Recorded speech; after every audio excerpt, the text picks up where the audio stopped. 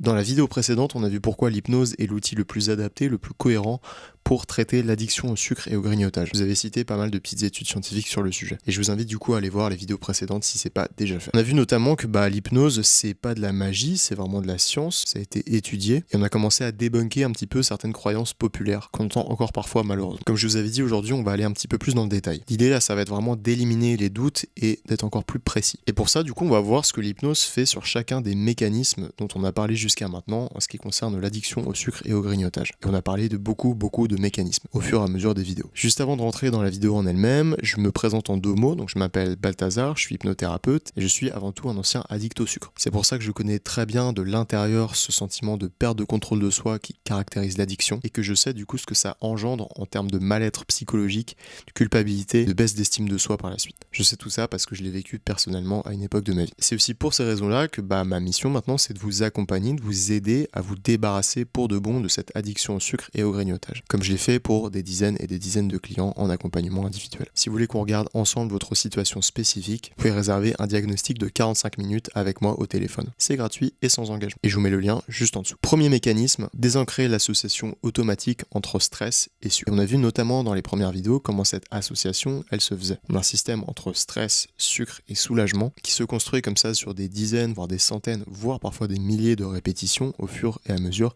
de notre vie. L'idée, c'est qu'à force de répétition, ce pattern, ce mécanisme, cette connexion neuronale en fait entre ces différents éléments, elle est tellement répétée, elle est tellement devenue solide qu'elle passe vraiment à un niveau sous-cortical, c'est-à-dire un niveau inconscient, et devient presque autant réflexe que le fait d'enlever sa main d'une flamme quand on se brûle. Et là, on avait notamment parlé du principe de Hebb, donc H-E-B-B, qui est un scientifique en fait, qui nous avait dit les neurones qui s'activent ensemble se connectent ensemble.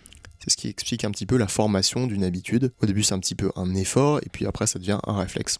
Progressivement. La bonne nouvelle, c'est que ce principe, il fonctionne dans les deux sens. Ce qui ne s'active plus ensemble finit à force par se déconnecter. Et du coup, en séance d'hypnose, voici ce qui va se passer. Première étape, on va induire un état d'hypnose qui se rapproche un petit peu d'un état de relaxation. On a déjà parlé d'état d'hypnose dans des précédentes vidéos et on en reparlera si ça vous intéresse dans le futur. En tout cas, on a vu que l'état d'hypnose, il était quand même particulier puisque c'est pas juste un état de calme en fait. Le cerveau devient plus plastique, devient plus réceptif. En gros, il s'ouvre au changement et de nouvelles choses sont possibles. Non seulement ça, mais il nous permet d'accéder à des couches plus profondes du cerveau, là où justement les automatismes ils sont nichés. Ce qu'on pourra faire après, c'est faire émerger cette sensation de stress. Évidemment, l'idée, ça va pas être de faire ça pour la subir, mais pouvoir travailler vraiment sur cette sensation-là, vraiment savoir sur quoi on travaille. Pour ça, on va installer un cadre sécurisé pour se sentir vraiment à l'aise, en sécurité, et que vous vous sentiez tout simplement bien. Et là, progressivement, on va installer une nouvelle habitude, un nouveau réflexe, un nouvel automatisme suite à ce stimuli. Une nouvelle réponse finalement à cette sensation. Et vous l'avez deviné, ça va être une réponse qui n'implique pas de sucre. Alors ce travail, évidemment, il opère un petit peu à 2 niveaux, mais vous l'avez compris, le niveau où c'est le plus efficace, où ça a le plus de sens, c'est vraiment au niveau inconscient. Un fait intéressant, c'est que notre inconscient, qui est, pour simplifier, une partie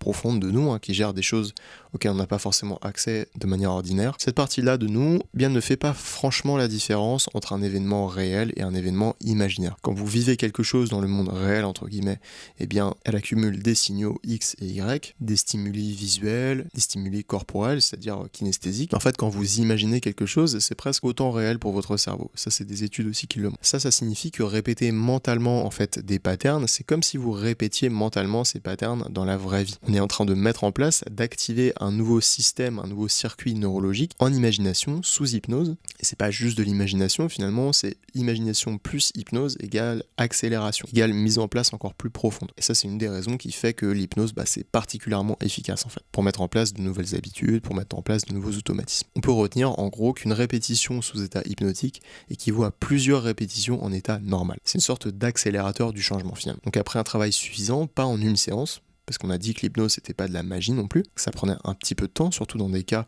où l'addiction au sucre elle est complexe, elle est là depuis longtemps, il y a besoin d'aller désancrer des choses un peu plus profondes, il va y avoir quelque chose de remarquable qui va se produire justement quand vous êtes stressé. C'est que là, votre cerveau il va chercher sa réponse qui était habituelle avant, qui était le sucre en fait, et maintenant que cette réponse là au sucre, elle est plus là, puisqu'on l'a désancrée, on l'a désactivée entre guillemets, elle va se tourner vers la nouvelle solution qu'on a mis en place, le nouvel automatisme. Vous avez une liaison entre deux éléments, vous retirez le deuxième élément et vous le remplacez par un autre, c'est exactement ça qui va se passer en fait. Et vous avez compris là par exemple un des mécanismes, une des techniques qu'on va pouvoir utiliser sous état d'hypnose pour vous aider dans votre addiction au sucre. Deuxième mécanisme qui va pouvoir être mis en place, ça va être l'installation de nouveaux outils de régulation émotionnelle. Je fais une mini parenthèse dans la vidéo là, mais gardez à l'esprit que les exemples que je vous donne, évidemment, ils ne sont pas valables pour tout le monde. Il y a des choses dont vous allez avoir besoin, dont une autre personne n'aura pas du tout besoin. C'est pour ça qu'on se voit en vrai, c'est pour ça qu'on a besoin de se parler, puisqu'évidemment chaque personne est différente et a besoin d'un accompagnement 100% personnalisé. En tout cas, pour cette deuxième partie là, il y a quelque chose de crucial qu'il faut bien comprendre, on a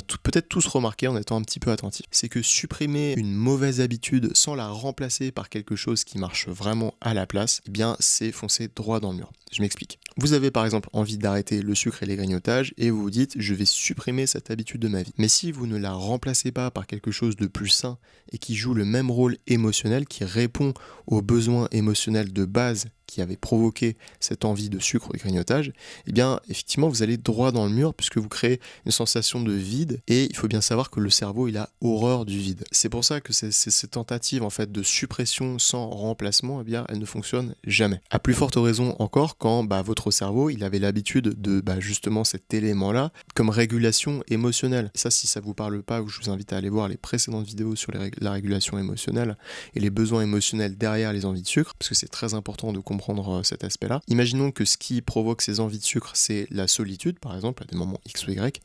Eh bien, si vous n'écoutez pas ce besoin-là de connexion, par exemple de connexion amicale, amoureuse, de connexion à vos pairs, ou que sais-je, eh bien, vous allez droit dans le mur parce que ce besoin-là, il est légitime, il a besoin d'être écouté dans l'histoire. Donc avec ça, vous avez compris que l'hypnose ne se contente pas de désassigner, de supprimer des choses, entre guillemets, elle remplace. Comme disait le scientifique Lavoisier, rien ne se perd, rien ne se crée, tout se transforme. Il ne s'agit pas de supprimer des choses, mais de les remplacer, de les faire évoluer. Dans le langage de l'hypnothérapie, on appelle ça ancrer, faire un ancrage. Voilà, vous n'êtes pas obligé de retenir le terme, mais vous le savez quand même. C'est quand vous installez une nouvelle ressource interne dans des moments X ou Y. L'ancrage, c'est quelque chose d'assez magique qu'on fait naturellement, mais qu'on peut faire aussi artificiellement sous hypnose. Voilà, je ne vais pas approfondir ce point-là, sinon la vidéo elle va être trop longue. Mais quand même pour que vous compreniez bien, l'ancrage c'est comme une association entre par exemple un geste précis, imaginons que le geste ça soit ça par exemple, et un état intérieur qui n'a pas forcément grand-chose à voir. Imaginons pour changer vite fait de sujet que vous manquiez de confiance en vous et que vous avez identifié que vous avez envie à des moments X ou Y de vous sentir confiant ou confiante. Imaginons que vous ayez par exemple un oral ou vous ayez un discours à faire, vous avez besoin de vous sentir en confiance, eh bien on peut sous hypnose vous faire associer ce geste-là, c'est juste un exemple, vous faire associer ce geste-là au fait d'être en pleine confiance en vous, en pleine possession de vos moyens finalement. Et quand vous allez vous retrouver dans cette situation-là où vous avez besoin en fait de cette ressource-là, vous aurez juste à activer l'ancrage pour ressentir cette sensation de confiance en vous. Si vous ne me croyez pas, ça a été montré par les études, et puis c'est de toute manière quelque chose qu'on peut observer en séance absolument tout le temps. Même si, je vous l'accorde, ça paraît comme ça assez magique, assez étonnant, mais c'est pourtant la vérité. Notre cerveau marche par association, et on peut créer des associations artificiellement grâce à l'hypnose. En tout cas, nous, dans le sujet qui nous intéresse vis-à-vis de l'addiction au sucre, et notamment du stress et de l'addiction au sucre, eh bien, si vous vous sentez stressé, et que nous, eh bien, on vient désancrer le sucre, et qu'on vient ancrer à la place quelque chose de positif, une nouvelle association, vous avez compris, eh bien il va se passer quelque chose de positif pour vous à ce moment-là. Vous allez pouvoir évoluer, vous allez pouvoir changer. Mais on pourra aussi travailler d'une autre manière, c'est juste des exemples que je vous donne comme ça pour que vous compreniez bien. Mais imaginons que vous êtes stressé à un moment, on installe un ancrage de calme, un ancrage de détente. Par exemple, quand vous faites ce geste-là dont on a parlé avant, et là vous allez vous sentir beaucoup plus détendu, beaucoup plus serein ou sereine. Et ça va vous aider à évacuer ce stress-là naturellement. Encore une fois, j'insiste, mais ce n'est pas de la pensée positive ou de la magie ou de la mystique. C'est ce qu'on appelle seulement du conditionnement neurologique. Et c'est des phénomènes qui sont bien connus maintenant. Troisième piste qu'on va pouvoir être amené à explorer en accompagnement, par exemple, ça va être de réduire la charge émotionnelle des situations qui déclenchent d'habitude ces envies de sucre ou de grignotage. Ça, on avait vu dans ma vidéo numéro 7, il me semble, que ces patterns comportementaux, comme ça, ils ont des situations très précises, en fait, où ils s'activent. Des moments très précis de la journée. On avait donné quelques exemples, le canapé, la série le soir, par exemple, le film, quand vous sortez votre téléphone, sur les réseaux sociaux, mais ça peut être aussi après une dispute, par exemple. Ça peut être en rentrant du travail, quand vous passez devant la boulangerie. Ça peut être en cas de fatigue, ça peut être en cas de réunion difficile au travail, par exemple. Enfin, on va pas les faire tous, mais vous avez compris le principe. C'est-à-dire que là, dans ce cas-là, chaque déclencheur, en fait, il porte une charge émotionnelle. Et si on diminue, nous, cette charge sous hypnose, eh bien forcément, c'est très logique, mais la réponse à ce stimuli émotionnelle, eh bien, elle va également diminuer. Puisque plus la charge émotionnelle, elle est forte en fait, de base, plus l'automatisme derrière, la réaction, elle est forte aussi. Plus vous vous sentez stressé, plus vous avez de cortisol finalement à l'intérieur, et plus finalement vous allez avoir une réaction, une envie de sucre élevée. Tout ça, c'est ce qu'on avait vu notamment à la toute première vidéo que j'avais fait sur la chaîne, avec l'axe HPA, etc. En tout cas, l'hypnose, elle peut travailler directement sur cette charge primaire. À chaque fois, il y a plein de techniques pour travailler sur telle ou telle chose. Il n'y a pas une technique pour telle application, il y en a plein. Et puis, ça dépend évidemment de chaque personne. Une technique A, par exemple, ne va pas forcément fonctionner sur une personne B, ne va pas forcément en tout cas être la technique la plus adaptée. Peut-être que c'est la technique B ou la technique C qui sera la plus adaptée dans cette situation. C'est vraiment au cas par cas. Mais on pourra prendre l'exemple d'une technique, par exemple. On va aller justement revivre cette situation émotionnelle de base dans un cadre vraiment sécurisé, bienveillant, que vous connaissez en séance d'hypnose. Et on va justement venir réduire cette charge émotionnelle. Un petit peu comme si vous preniez une pile comme ça et que vous voulez la décharger un petit peu de son énergie. D'ailleurs, cette image de la pile, c'est une image qu'on pourrait très bien utiliser justement en accompagnement. Puisque comme vous l'avez vu, comme vous l'avez peut-être compris dans les épisodes précédents, eh bien l'inconscient est une partie de nous qui comprend très bien justement les images, tout ce qui est imaginaire, tout ce qui est symbolique. C'est vraiment son terrain, c'est vraiment ce qu'il comprend le mieux. Et à l'inverse, tout ce qui est rationnel, etc., les règles à respecter, tout ça, il comprend quand même beaucoup moins. Ça, c'est plutôt le rôle du cortex préfrontal qui est un spécialiste de ce genre de choses. Bref, la situation de base, elle reste la même. Par exemple, vous rentrez chez vous le soir, vous passez devant la boulangerie, ou alors vous avez peut-être encore des disputes avec cette personne-là ou cette personne-là, sauf si on a travaillé ensemble peut-être en accompagnement, et là,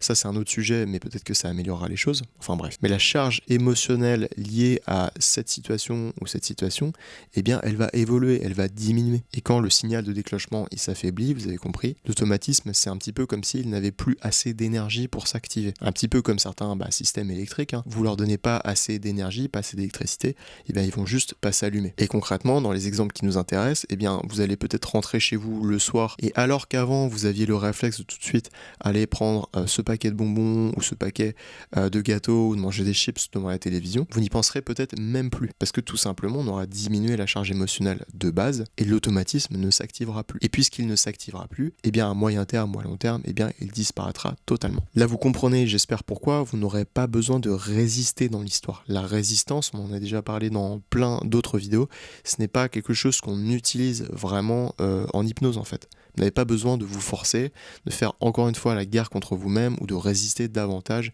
à ces impulsions. Vous avez besoin d'aller derrière au niveau du besoin, au niveau de l'automatisme, mais ça on l'a déjà expliqué plein de fois. En gros, en deux mots, vous n'avez pas à résister davantage à cette envie, puisque après les séances d'hypnose, cette envie elle est juste plus là en fait. Un quatrième travail qu'on peut être amené à faire, encore une fois, c'est en fonction de chaque personne, ça peut être d'accéder à certains souvenirs fondateurs vis-à-vis de l'addiction au sucre. C'est un travail qui est très beau et très libérateur. On a vu dans une des vidéos, il me semble que c'était ma vidéo numéro 5 sur la chaîne, qu'il y a beaucoup d'associations, et notamment l'association entre sucre et amour, sucre et réconfort, sucre et bien-être par exemple, qui se sont faites, qui se sont renforcées sensiblement pendant l'enfance. Dans une période X ou Y de votre vie, où par exemple le sucre, c'était un petit peu le seul réconfort que vous aviez à disposition, ou quand vous vous sentiez déprimé et que là, vous aviez ce pot de glace par exemple, qui vous aidait le soir à, entre guillemets, vous maintenir, vous donner un petit peu de plaisir, vous donner un petit peu de réconfort.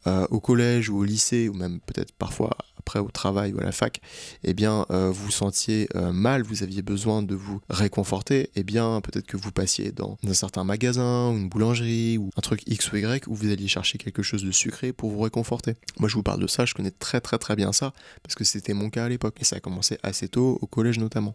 En tout cas ces associations là, elles sont dans la mémoire inconsciente, dans la mémoire un petit peu implicite. La plupart des gens n'en ont vraiment même pas conscience. Et d'ailleurs même si vous en aviez conscience, comprendre ces choses là intellectuellement, on avait vu que ça n'aide pas réellement à changer. C'est pas parce que vous savez d'où vient l'association que vous arrivez à modifier cette association. Tout ça est très logique. Sauf quand vous êtes en séance d'hypnose, en état d'hypnose, où là, ça vous permet justement d'aller modifier ces associations en profondeur.